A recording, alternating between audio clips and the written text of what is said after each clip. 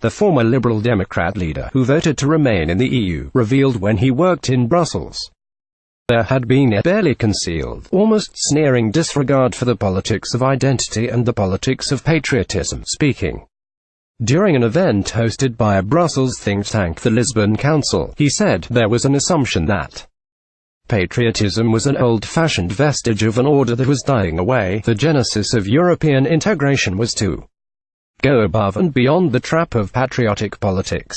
But it was a terrible misreading of what makes people tick. Getty. Nick Clegg is an arch-Remainer. Getty Juncker has called on the EU to push for greater integration. There was an assumption that patriotism was an old-fashioned vestige of an order that was dying away. Nick Clegg. We are all tribal people. You might not like it, but that's who we are. In a dig at the EU's plans for further integration, Mr. Clegg said growing populism should be met with by combining patriotism with pro-Europeanism. He said internationalist liberals are now beginning to understand that while standing for Europe, you must also wrapped in your own flag. Patriotic Europeanism is a perfectly consistent and compelling school of thought. Monday, February 5, 2018. Michel Barnier and David Davis head to Downing Street for lunch meeting. His attack comes as Eurocrats plough ahead with a master plan to closer integrate the bloc. Radical EU reforms championed by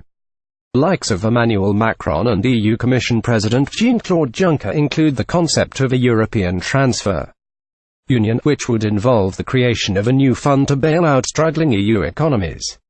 In a bid to unite the bloc after Brexit, Mr. Juncker has pushed for a deepening of the EU's budgetary powers, institutions and remit in areas such as tax and foreign policy.